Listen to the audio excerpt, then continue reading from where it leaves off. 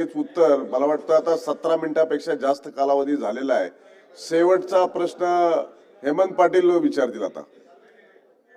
सभापती महोदय, तांबे साहेबांनी अतिशय महत्त्वाचा प्रश्न उपस्थित केलेला आहे। परवाच मी येत असताना या वाहतूक कोंडीमध्ये ॲम्ब्युलन्स अडकल्यामुळे एका रुग्णाचा जीव गेलेला आहे।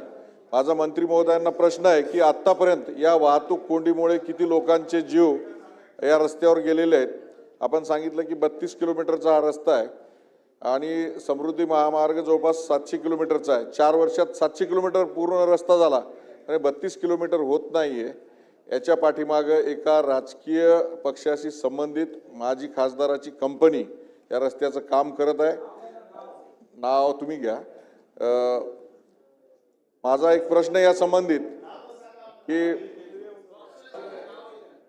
दारू तीच आहे, फक्त बाटली बदललेली आहे, डिपार्टमेंट बदललेलं आहे, तर या संबंधित ठेकेदाराला ब्लॅकलिस्टमध्ये टाकणार का आपण? सभापती महोदय, हा रस्ता आपल्या MSRDC कडे दिल्यानंतर हा मार्च 2026 पर्यंत पूर्ण करण्याचा आहे आणि त्या कालावधीमध्ये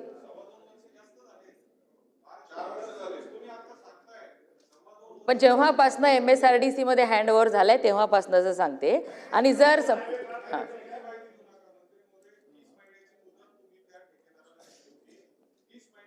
तो NHIच्या अंतर्गत त्या ठेकेदाराला मिळाला होता। जी कारवाई NHIने केली की नाही त्याची माहिती माझ्याकडे नाहीये। MSRDC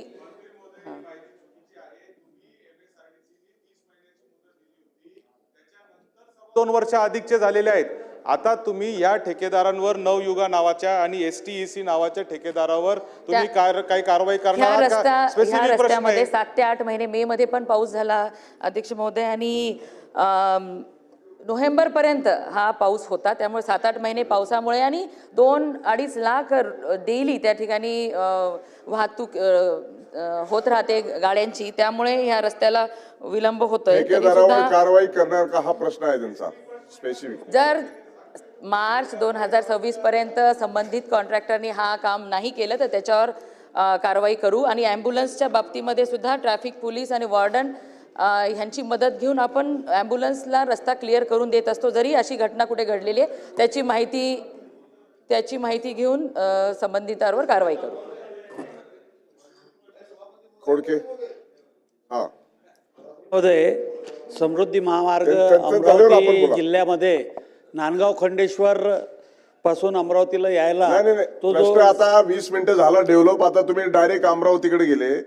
प्रश्न ठाण्यावरचा आहे आणि म्हणून मला वाटतं मंत्री महोदय आपल्याला काय बोलायचं ते बोला, आपण बोला ना। एक विनंती अशी आहे की भिवंडी बायपासचा जो विषय आहे तो अतिशय महत्त्वाचा आहे, त्याच्यामुळं या संदर्भामधली एक विस्तारित बैठक घेण्याची विनंती आपण उपमुख्यमंत्री एकनाथ शिंदे साहेबांना करूया आणि या बैठकीमधनंच हे सगळे मार्ग निघू शकतात। त्याच्यामुळे सदस्यांना माझी विनंती आहे की या बैठकीचं आयोजन करण्याच्या संदर्भातली विनंती आम्ही एकनाथ शिंदे साहेबांना करू। धन्यवाद। प्रश्न क्रमांक 2 4662 मिलिंद नार्वेकर।